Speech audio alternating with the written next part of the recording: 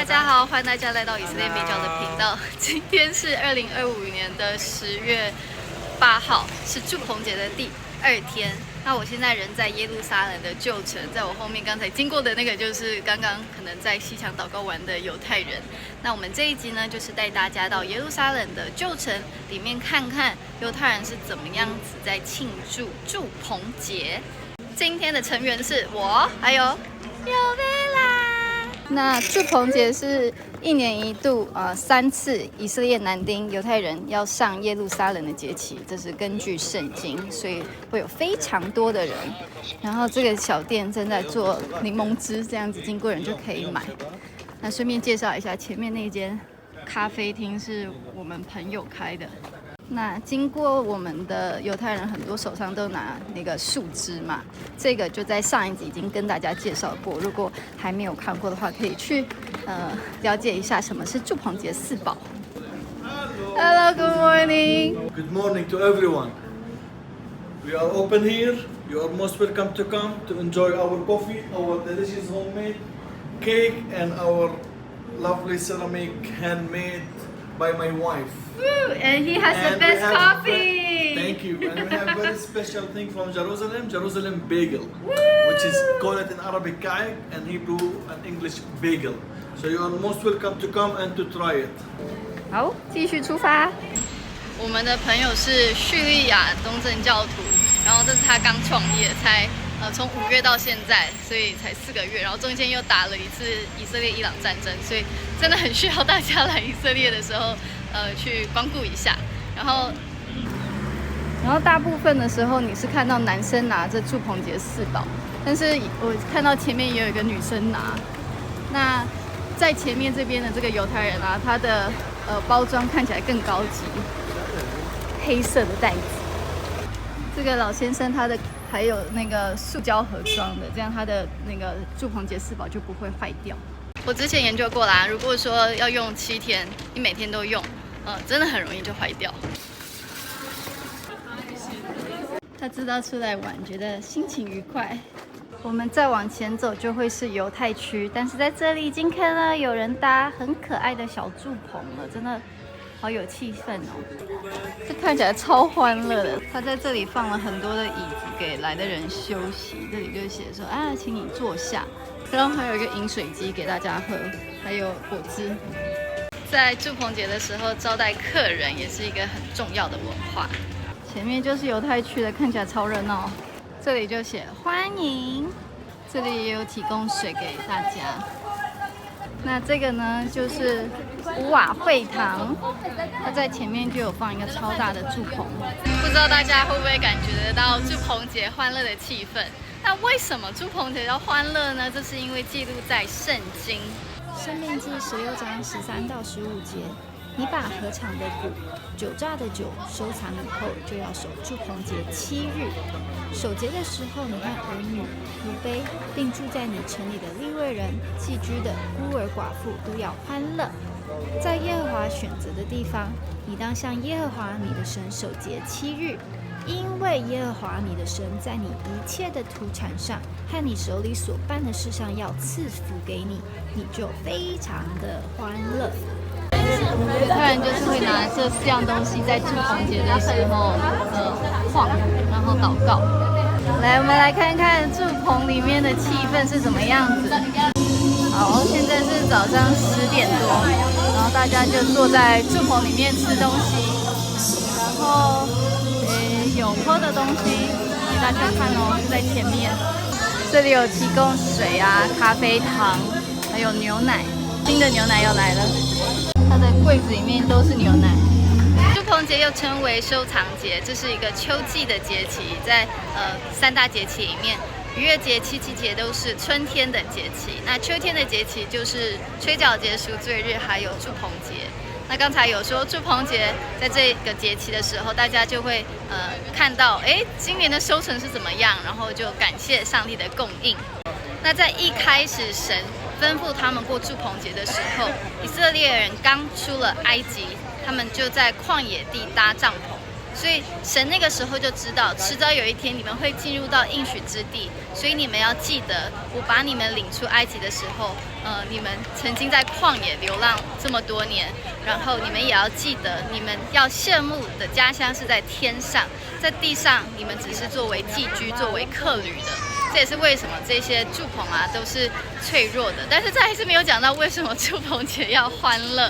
大家有没有发现那个犹太人很喜欢入境我的影片？好，我们往这边看，这个是一个餐厅嘛，任何一间餐厅在那个祝棚节的时候都会有这个小棚子。那不知道大家会不会觉得这个小棚子很像某个东西？如果你们有去过犹太人的婚礼的话，就会看过结婚棚，也是一个小棚子。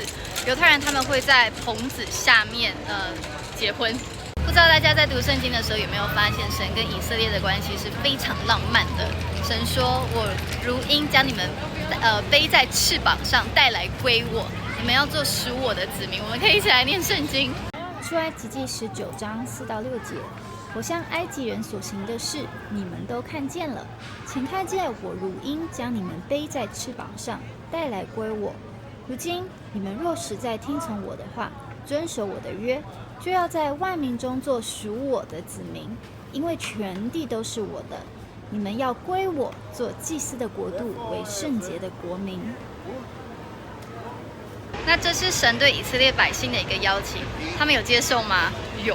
就在出埃及记24章，他们有回应，而且是3次的说我愿意，就像是在婚礼那样。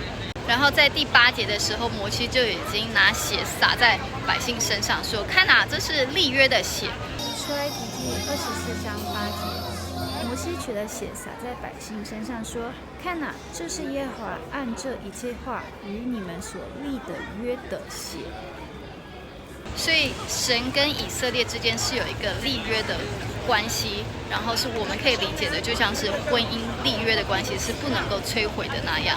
然后在何西阿书2章19到20节，那个时候以色列人已经背逆上帝，但是上帝还是透过先知的口来传递说：“我必永远聘你归我为妻，以公平公义慈爱怜悯聘你归我。我必以诚实聘你归我，你就必认识耶和华。”所以从经文可以看得到神对以色列的爱情，那这也是对我们的爱情。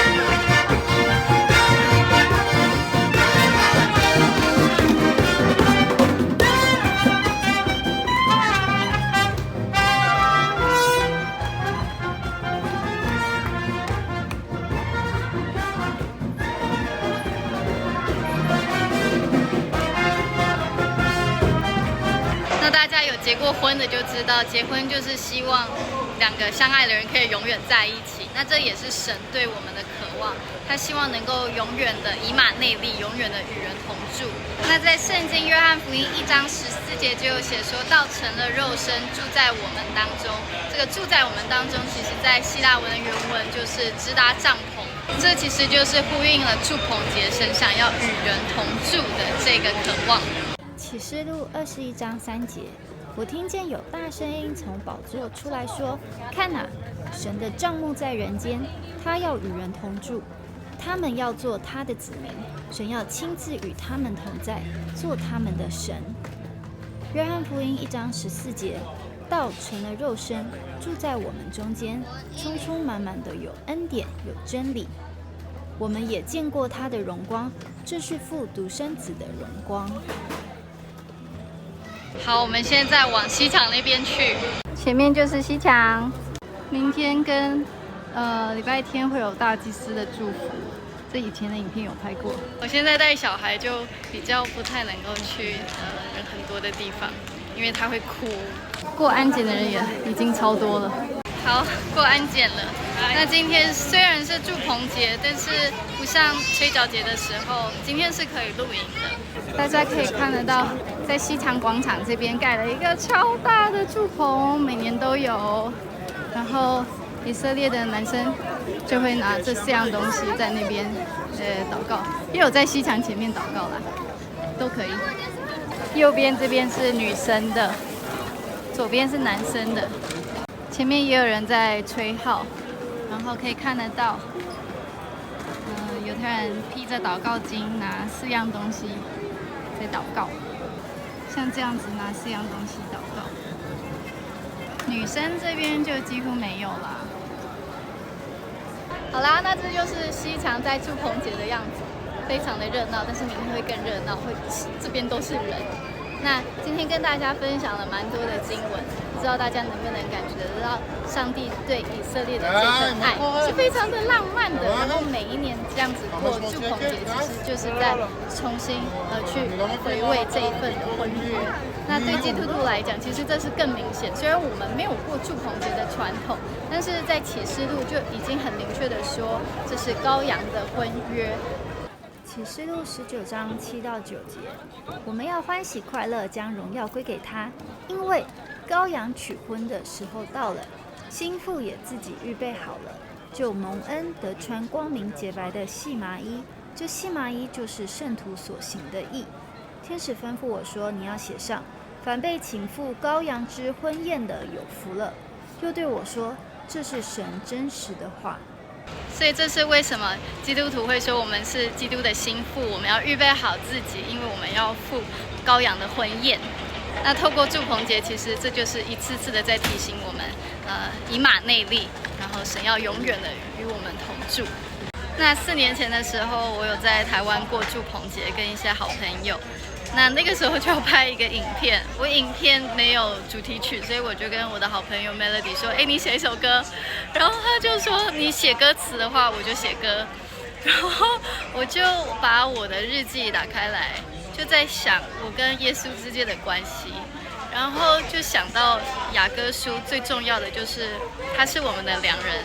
那里面有一句话，在希伯来文里面就是阿尼贝斗迪贝斗迪利，就是我是我的良人，我的良人也属我。这个关系是互相的，是一个很美很浪漫的关系。所以 Melody 他就把这句话还有其他我写的东西就整理，写了一首超棒的歌，就在他的 YouTube 频道叫做《我属良人》，大家可以去听。我听到他的旋律这样写下来的时候，我真的就觉得说，好希望耶稣快来。我们在等待他，他也在等待我们，真的好希望可以赶快就跟耶稣在一起。然后不知道大家有没有想过，耶稣来的时候是什么样子？那我就在最后一段歌词就有写，你的眼如火焰，头上戴着冠冕，这是我们良人来的时候的样子。他是以君王的身份过来，跟我们相约在新耶路撒冷，不是这个目前的耶路撒冷，是未来新的耶路撒冷。然后这是一个小的棕榈树，那到时候大家就会拿着棕榈树枝的叶子来欢迎弥赛亚的再临。那我现在呢还坐在一个橄榄树下跟大家分享。那最后要跟大家分享的呢，就是我们的商家好朋友 Zex 推出的新妇预备好的礼盒。那 Zex 他是基督徒，他是住在耶路撒冷旧城这边有一间店的基督徒，所有他的商品都是来自以色列，来自圣地。在这一次新妇预备好的礼盒里面，最重要的呢，就是我现在身上戴的这个项链，它上面就写阿尼维斗迪维斗迪利，就是刚才分享的我属良人，良人也属我的希伯来文字。那这个项链它是纯银的，这个链子也包含在内了。然后呢，有一条这样子的丝巾，它上面有用英文和希伯来文写字。它这个白色的就是象征新妇的纯洁。上面写什么字呢？写我属良人，良人也属我。雅歌书6章3节。那这边也有希伯来文一样的，希伯来文是右到左这样子读。然后也有写以爱为旗在我之上，这里也有一样的。所以就是这样子一条很漂亮、很实用的丝巾。在教会如果冷气比较冷的话可以用。再来有2个膏油，一个是沙伦的玫瑰，另外一个是以斯帖。以斯帖就象征我们是一个君尊的身份，然后犹太人他们拿着4样东西里面的香桃木，其实就叫做哈达斯，就是以斯帖原来的希伯来文名字。那以斯帖的这瓶闻起来比较甜一点，然后沙伦玫瑰这瓶就闻起来比较有花香的味道。然后还有这个16的死海护手霜，里面有死海矿物质的成分，有维他命 A、C 和 E， 它擦起来是这样，很容易就推开。最后呢，就是还有一个油灯，这个油灯也是仿耶稣时期的油灯，就是要提醒我们要做有油的童女。那个在耶稣的比喻里面，不是童女在那个城外等新郎来吗？所以这就是一个非常好的提醒。这个油灯是仿造这样子粗糙的感觉，就是要看起来好像是古迹，但其实它不是。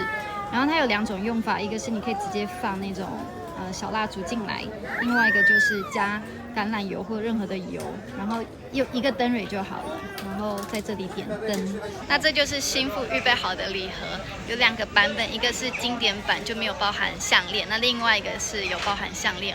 我还是推荐大家买有项链的版本，因为这是非常特别的，然后它是由以色列人做的银的项链。或者可以各买1组，因为里面的小东西都蛮适合当礼物送朋友的。然后买2组会送小礼物哦。我之前在跟 Melody 写完那首歌的时候，我就有在找说，哪里可以买得到这样子的项链，就直接写阿尼贝多蒂贝多蒂利，我属良人，良人也属我。然后现在找到了，所以我也是推荐给大家。那这是我们对自己的期许，不管是祝棚节还是不是祝棚节。所以虽然大家看到这个影片的时候，应该祝棚节已经过了，但是对我们来说，这是我们在神面前的尾声。我们不是只有在祝棚节的时候才去看重我们跟神这份关系，在每一天都是这样。我们是很享受我们跟神之间的爱情，所以我相信随时都可以戴这个项链，这是一个非常非常特别的礼盒，推荐给大家。好，那今天的影片就到这里了，祝大家祝棚节快乐，拜拜。